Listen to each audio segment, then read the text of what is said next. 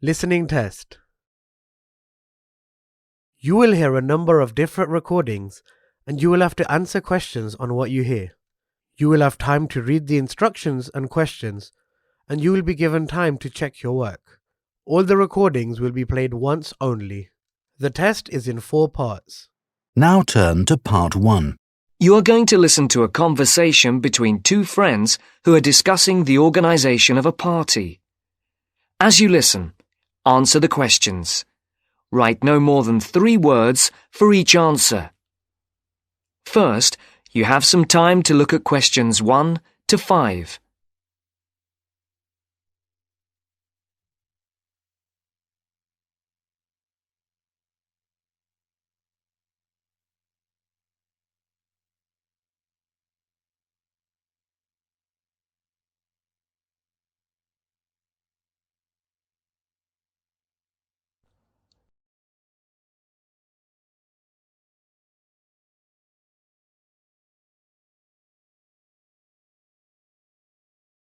Now the test will begin. You should answer the questions as you listen, because you will not hear the recording a second time. Listen carefully and answer questions 1 to 5. Hi, Matt. Right on time. Have you been waiting long? 5 minutes. The buses were held up on the high street. Otherwise, I would have been early. Yeah, there's something wrong with them today. Yes, I think so. OK, what shall we do? Shall we go and have a coffee? Yeah, that would be nice. There's that place on the corner over there. It does really nice coffee and cakes and things, and at this time it's usually very quiet, so we'll be able to talk. OK, let's go there then. So, when's the party going to be? Well, it has to be at the end of September, before we all leave for university. We've plenty of time then. We don't go for another 5 weeks, do we? Well, we haven't really got that much time, if you think about it. There are only a couple of weeks at the beginning of September when all of us are around. Oh, yes, I forgot. Nazrin, Phil and Nikki and all that lot have gone off on holiday. And I'm away for 2 weeks from tomorrow. So, what does that leave us then? As far as I know, we're all here between the 19th and the 30th of September. Will Sandra be around then? I know that she has a whole string of family birthdays at that time, and she might not be available. Well, let's make a note of that, and we can contact her about it. OK. Shall we settle for the 21st of September then? What day is the 21st? It's a Saturday. Is that OK? That's fine. Before the conversation continues, look at questions 6 to 10.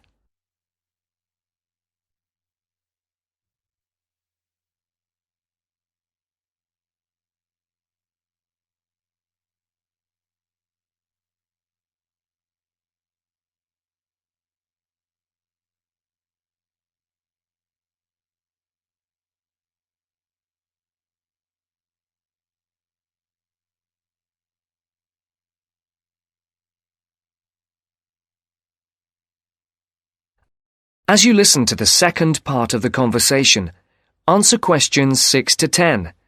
For these questions, there are 3 alternatives, A, B, and C. Decide which alternative is the most suitable answer and circle the correct letter. And now for the tricky bit. Where are we going to hold it? Well, I spoke to Nikki last week and she volunteered her place as they have a huge house and garden. Oh, fantastic. Will her parents be around? Yeah, I think so, but she said they won't mind. Oh, right. Well, my parents wouldn't like it at all. Nor mine. But is it definite? Yes. When I spoke to her, she said it was definitely on. I'll just have to confirm the dates with her. We thought it would be one weekend in September, so I'll just have to make sure that that one is okay. One thing Nikki suggested, we could have a daytime party, as we could be outside if the weather is fine. Oh, wow. How far out does she live? It's not that far. Do you know where West Road crosses the bridge? Yeah. It's the first house on the right, with that huge drive up to the front door. Oh, right. I know exactly where it is. The road is off the A33 and runs north, then over the bridge and first on the right. I know it. Oh, the place is amazing. You know it has a big swimming pool. Does everyone know where she lives? Most of her friends do, but not all. But it doesn't matter, as we can put this map Nikki sent me in with the invitation. How shall we do the invitation? We can do it on the computer. I can scan the map, and we'll put it all onto an A4 page. Is this the address? Can I just write the address down? It's 93 West Road, and I'll take the phone number. It's 477130. Right. There's one other thing. Yes? We're all giving £10 towards refreshments and food. There'll probably be a barbecue. Do you think that's enough? Oh, right. Yeah, that's fine. And everyone will have to help tidy up afterwards, including the boys. That is the end of Part 1. You now have 30 seconds to check your answers to Part 1.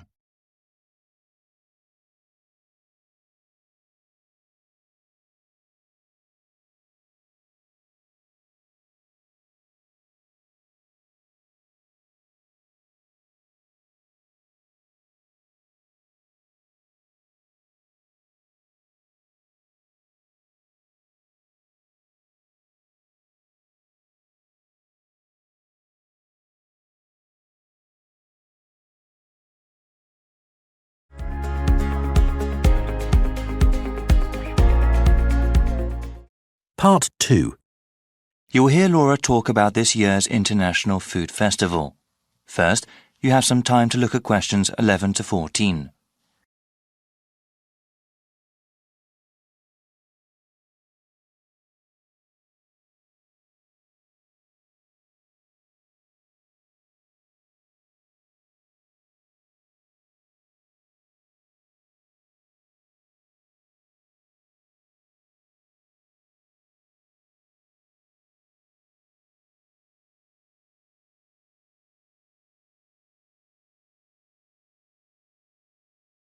Now listen to the first part of the talk and answer questions 11 to 14. Good morning, everyone. Today we have a special guest speaker. Laura Lanthor is director of the International Food Festival this year. Laura, can you tell us about what to expect at the festival? Of course, Vincent. This spring, people in the city can go to the 7th Annual International Food Festival. This is a special event for the whole family. I do have to tell you, though, we are holding it at a different date than before. Easter is exceptionally early this year, and if the festival were held as usual, it would have fallen on the same weekend. This year, the festival will be held on the first week of April, before Easter.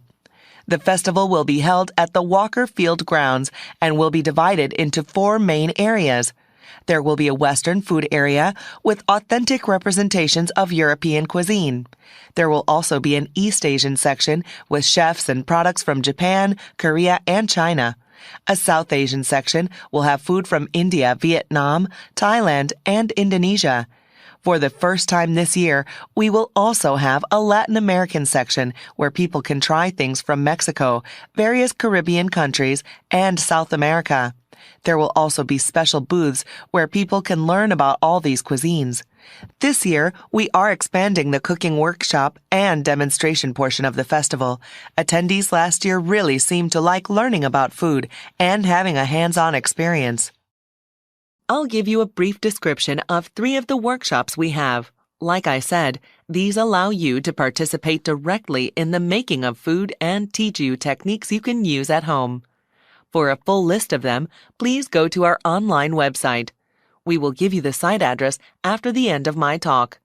You will also find there the procedure to pre-register for the workshops. Pre-registration takes place when you buy your festival tickets and is highly recommended. Before you hear the rest of the talk, you have some time to look at questions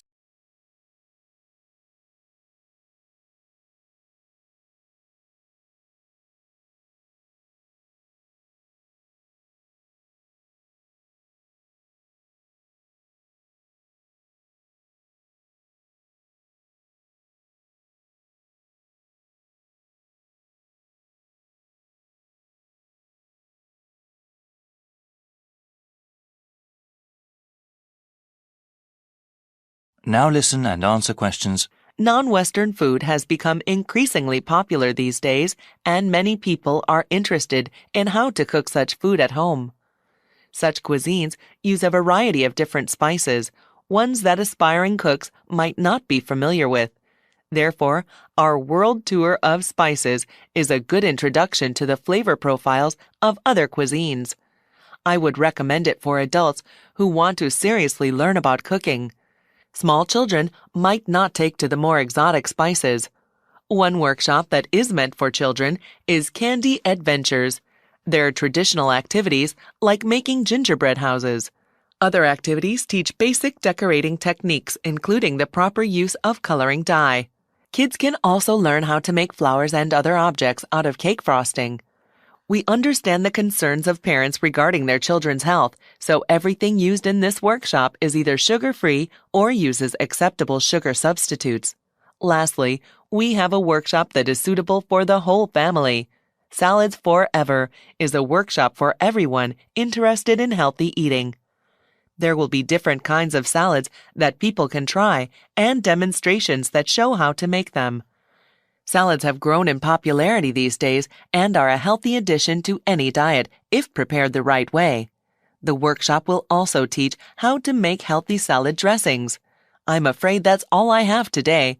Please visit the festival website for more details.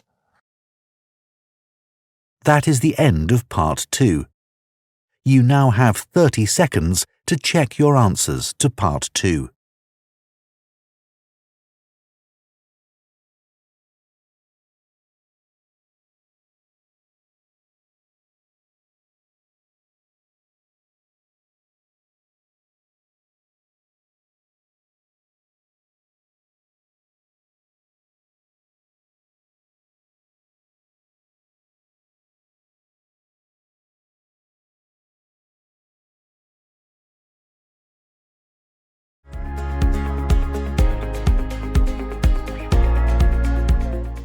Part 3.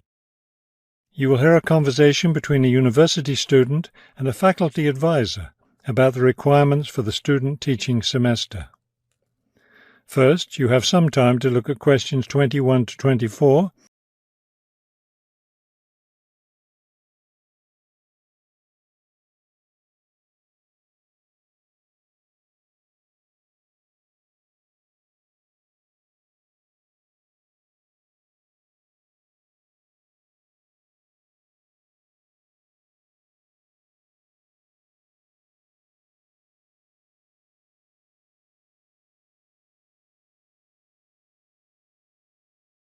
As you listen to the first part of the conversation, answer questions 21 to 24.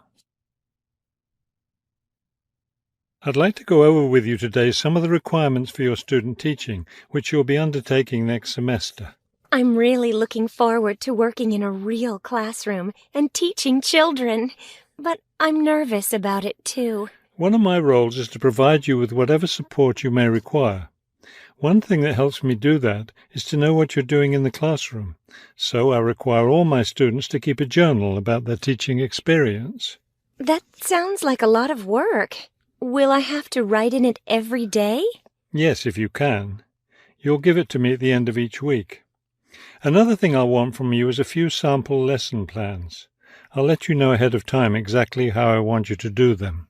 Several of us from the university will be student teaching at the same school. Are we supposed to get together regularly to discuss our work? I'll meet with each student teacher individually, but you aren't required to meet with each other. Of course, you can talk together as much as you want.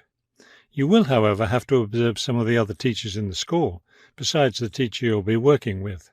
Then will I get an evaluation from my supervising teacher at the end of the semester? Actually, no. I'll do your evaluation, and I'll base it on several things. One is your required portfolio, which should contain samples of your class activities and your students' work. Another important thing is your term paper. Then there won't be a final exam? No, we don't feel that's necessary for student teaching. Before you hear the rest of the conversation, you have some time to look at questions 25 to 30.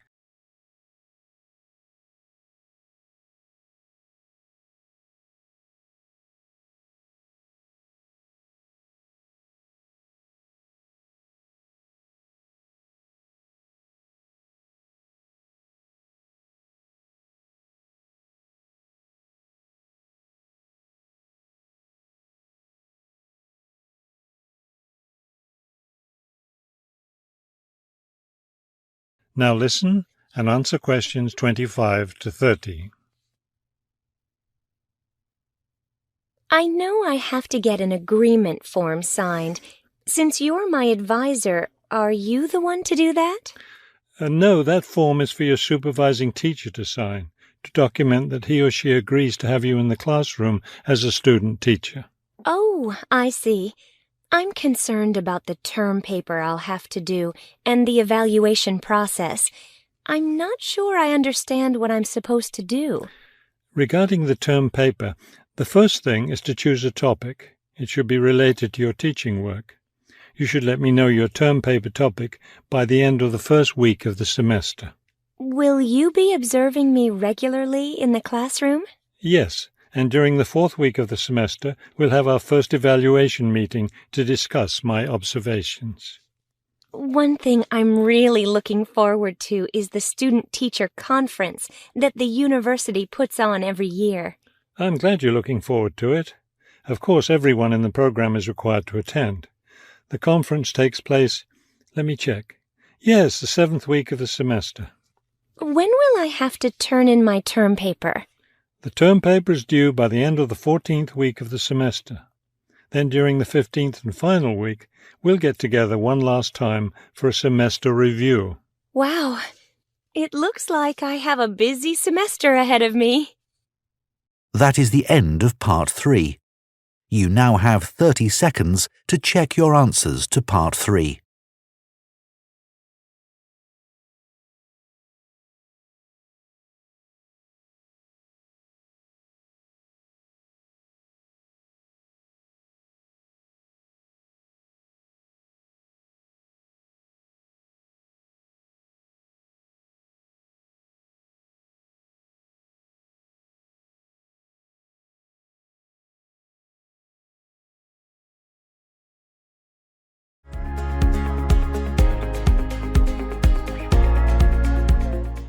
Part 4. You are going to hear a lecturer giving a talk on a type of fundraising for business called crowdfunding. First, you have some time to look at questions 31 to 32.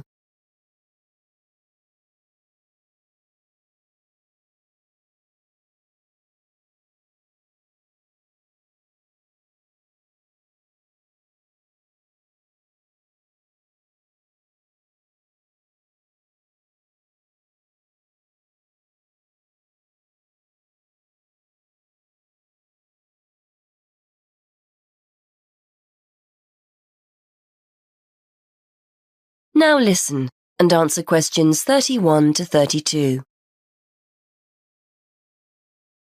Good morning, everyone. Today, we're continuing our look at funding opportunities for small startup businesses. The emergence of social media has given companies the ability to connect with fans and potential customers directly. On the back of the growth in social media, a model of raising finance has emerged known as crowdfunding. This revolutionary way of raising finance began with micro-lending in the 90s.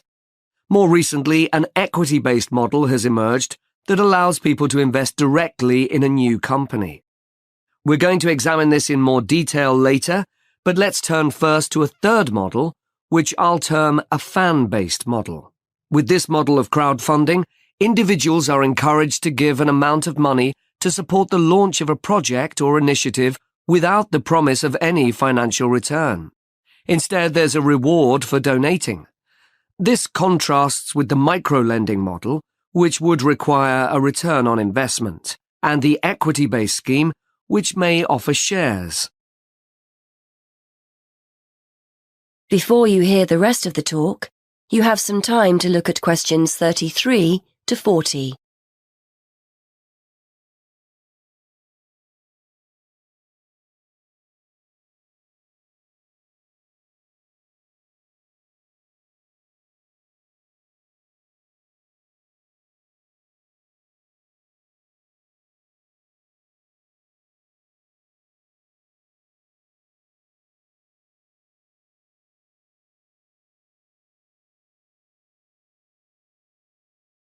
Now listen and answer questions 33 to 40. Crowdfunding portals or websites allow the business concerned to present the initiative along with the financial target required. There's a fixed time limit for fundraising, and if the target amount is reached, all donations are paid to the company or individual. Whether it's an author planning to write a new book, an independent film company looking to make a new film, or a technology company with an idea for an app, the person or company needing funding would turn to its fan base for support. This is managed through one of the many crowdfunding online portals that have emerged. Of course, a fan or supporter of a particular initiative is likely to give money anyway. But donation-based crowdfunding will often make donating even more attractive by offering a rewards-based incentive scheme. Let's take a film company, for example, that needs funding for a new film. For a small set donation, the donor might be offered a free ticket to the premiere or a DVD of the film. A larger set donation might be rewarded by the chance to attend a launch event when the film goes live.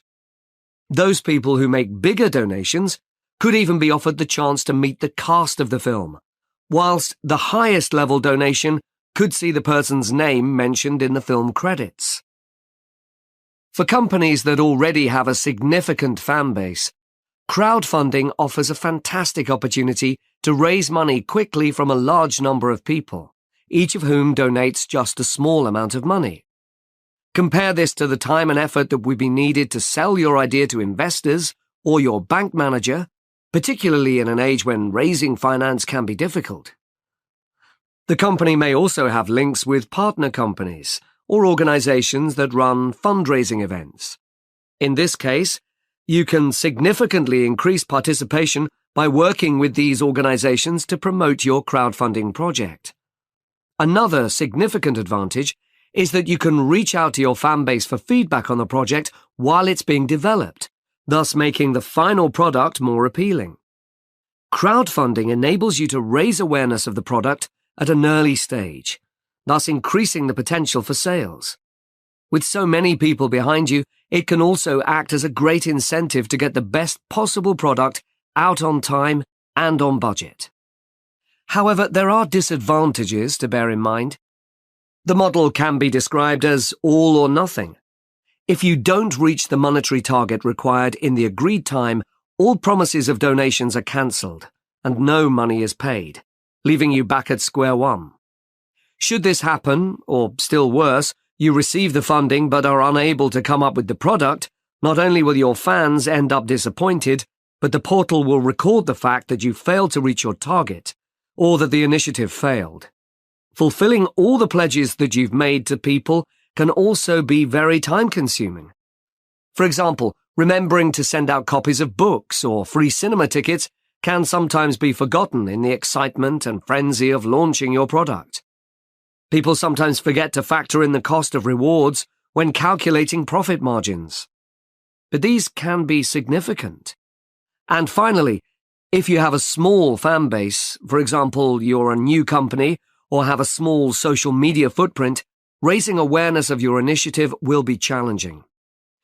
These drawbacks aside, donation-based crowdfunding is a wonderful opportunity for individuals or small startups to raise funds for that exciting new project whilst reaching out and connecting to the people who are most likely to support and promote your work for you. That is the end of Part 4. You now have 30 seconds to check your answers to Part 4.